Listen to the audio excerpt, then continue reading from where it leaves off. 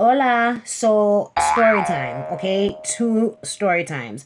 This is going to be the story of the two times I got robbed. The first story. This happened when I was in high school. I left my house to go to school and I ended up bumping into my little sister and her best friend. So it turns out they were cutting school and I decided, fuck it, I'm gonna cut school with them. And so now we're walking down Myrtle Avenue, the three of us. Myrtle Avenue is like a shopping area. We were on Myrtle Avenue walking towards the corner of Madison. So we're walking up or whatever, and I know that I had noticed these two guys were like walking behind us, but I didn't pay them any mind at all. So we're walking and we're almost at the corner of Myrtle and Madison when all of a sudden I felt someone touching my ears. What? And so basically what happened was one of the two guys that I had noticed walking behind us came from behind me and he unhooked my earrings and then he ran off. So this was the scene of the crime right here. We were walking down this block or up this block and we stopped around here. I'll put an arrow. And well, we didn't stop around there. That's where I felt the fucking guy's fingers on my ears snatching my earrings away from me. He turns down this block here. So he came down this corner, runs right down this block. Act like in the 90s and shit. 80s, 90s. They were like big gold earrings that were in style, and my aunt had gotten me a pair. And the earrings that I was wearing this day were the earrings. Do you remember like door knocker earrings or like bamboo earrings? So these earrings were all the rage. So these earrings, let me see if I can get an earring. So you see how this thing here is like curved? These aren't real gold. The ones that I had were real gold. So you see how this is like this and you clip it. The ones that I had, it was straight. It was a straight little bar. And do you see this piece here? The part that sticks out after you clip it. So it was a straight bar and then that piece was long. In the jewelry store, the guy asked me, do you want me to cut that piece down? And I said, no. I should have because it probably was anyway. So that's what happened. The guy, he came from behind me with a swift motion, one hand on each ear. He just went like that, grabbed the long ass stick, picked it up and ran with my fucking earrings. Bastard. So he runs with my earrings and I don't know what the fuck got into me, man. But next thing you know, I fucking hauled ass right after him. I can't keep these earrings on. They're making too many clackly noises and it's gonna bother me. And I don't want it to bother you. So he takes my shit like that. He runs down fucking Madison Street and I'm hauling ass behind him. So now he's running, I'm running. He turns around, he sees me coming. So when he saw me coming and then looked forward, he ended up stumbling on a pile of boxes that was outside, like garbage boxes. It was like a movie, so he runs into these boxes, he falls into them, and I'm like, I got him. Mind you, I'm running behind him. I had absolutely no idea what I was gonna do once I caught up to him, okay? That was never a thought in my mind. It was just pure adrenaline that I ran after him. He falls, he gets up, he recovers, and he goes faster, but I'm thinking I'm going to catch him.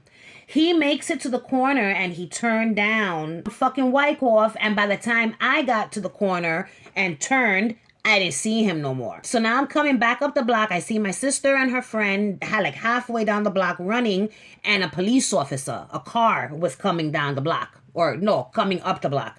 So I see the cop car coming up the block. I run into the street and I stop him and I tell him what's happened, that I just got robbed. And then when I look, I see the guy's friend and I'm like, that's his friend right there. So they take the guy's friend, they arrest him. I get to the precinct and basically they're questioning the guy. The guy saying he has no idea what I'm talking about. The fucking lie, because motherfucker, I saw you with your friend, okay? I know you know what's happening here. They're saying that they have no proof of anything, so they really can't hold him. Even if they were to find his friend, if the friend no longer had my earrings, there was really nothing they could do because it wasn't considered grand larceny. And so I just had to take it as a loss. This is us. He's running. I've already run after him. This is the area here where he fell on the boxes. Right here is where he stumbled and fell, and I thought that I was actually gonna catch him. And I still to this day don't know what the fuck I was gonna do. a whole lot of nothing, probably. Who the hell knows? So we're running, we're running, we're running. He's running, I'm running, we're running. And then he turns this corner here to the left. You'll see right now. And by the time I made it to this corner, he was fucking gone forever, never to be seen again. So now I'm retreating, right? Defeated, coming back up the block. I see my little sister and her friend around here. And then that's when I turn around and I see the cops. They were coming up this way. And then I end up in the street hauling them down, waving them down. And this is where it happened.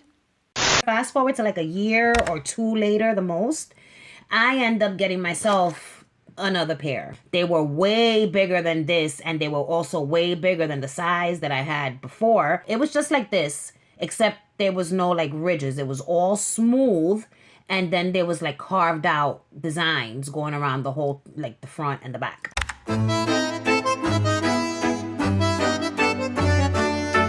And they were so nice. They cost $180. I'll never forget. I paid with them with my own money that I had saved up and shit. Well, it was money that was given to me like by my aunt, my dad, my grandparents, and I saved it and I bought those earrings. At this time, I was already going clubbing.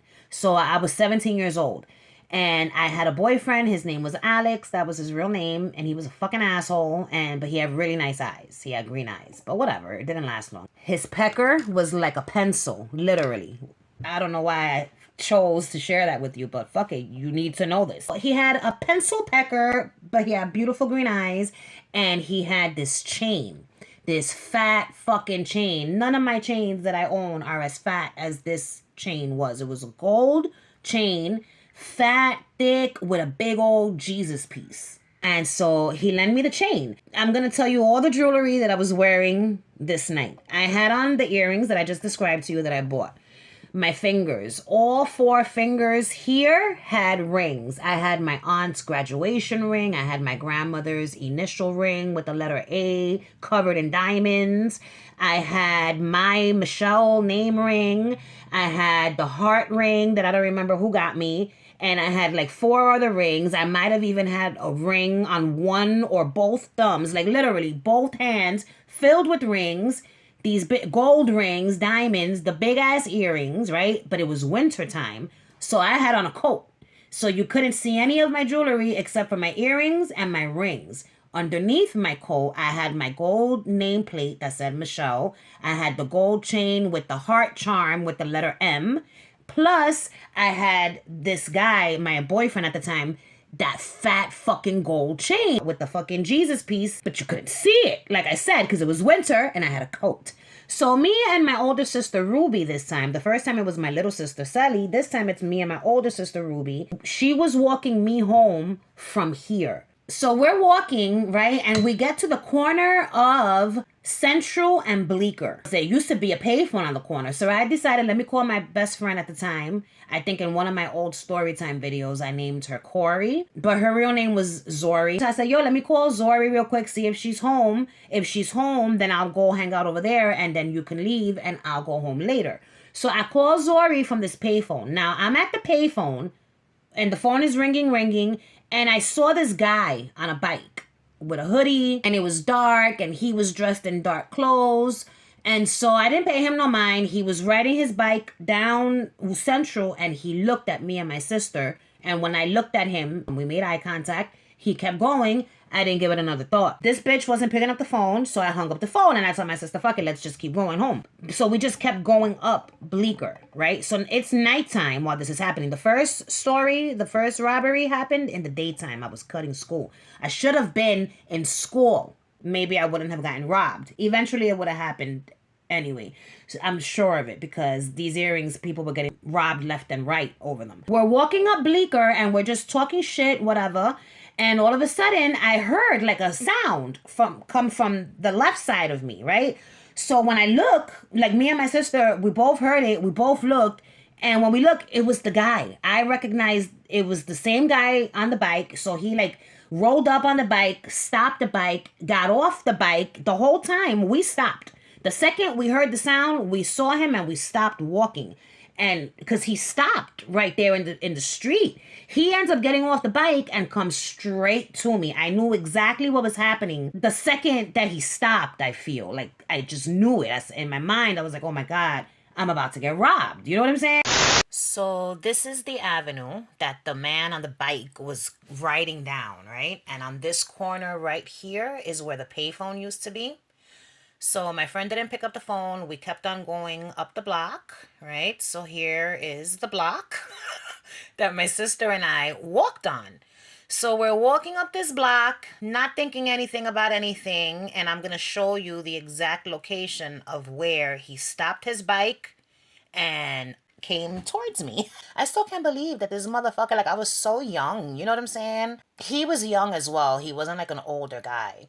This damn Google Maps, yo, takes fucking forever. Boom. So, I think we're gonna have to go back a little bit. Yeah, here it is. So this house right here, come on, man. We're coming up the block here, right? And when we were here in front of this building, 55 Bleecker Street, that's where he came to rob me. And I ended up, hold on. I ended up latching onto that gate. I forgot to mention that part. I was so scared. I went straight to the gate and held on to that gate right there for dear fucking life, yo. Jeez Louise. So he gets off the bike, he's walking towards me, and he's like, he has something. I thought he had something in his pocket because he's pointing something at me, like, but it's like in his pocket, like his hand was in his pocket and he's pointing the pocket at me. I was young and dumb, and so I believed that something was in there at the beginning of the robbery, right? And I'm like, oh, wow. So right away, he's like, give me your earrings. I don't think I said anything. And so I'm taking off the earrings. I give him the earring. I take off the other earring. I give him the earring. In the process of me taking off my earrings, he saw my rings.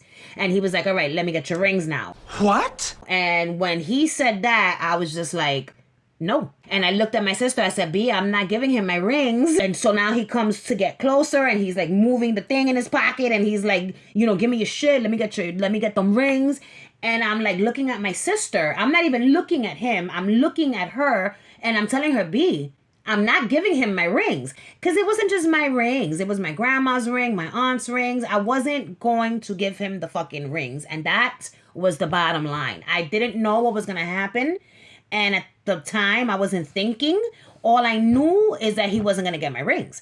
So I'm telling this to my sister, and he's like insisting I give him the shit. And so my sister, looks at him, and she's like, yo, she gave you the fucking earrings, man. Just leave her the fuck alone already. And so she's pointing at him. Now, my sister had a fistful of rings as well. Her rings were silver, and they all had spikes protruding from them.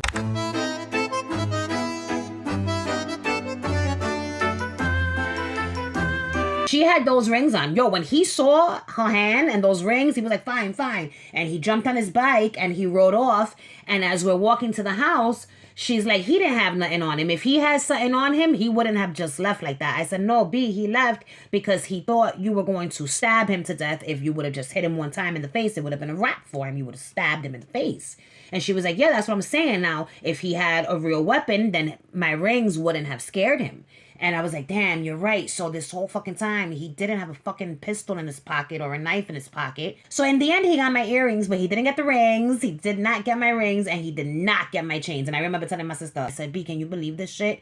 And she was like, I can't believe it. So I told my grandparents and my aunt what happened again with the earrings. And that's when I vowed to never buy earrings like that again. But people do wear gold. A lot of the gold that people are wearing now is like this fake ass shit, which is, I guess, for the best. You know what I'm saying? Because people will fucking cut your finger off for a fucking ring. And they'll rip the earrings right out of your fucking ears like it happened to me. So the moral of these stories is the following. First of all, if you're supposed to be in school, don't fucking cut school. Take your ass to school. The second moral of the story is be aware of your surroundings. You know what I'm saying? Like in both stories, I was aware of my surroundings. I saw the two perpetrators the first time, thought nothing of it. I saw the second perpetrator for the second story, thought nothing of it. Both times, even though I didn't think anything of it, I noticed them.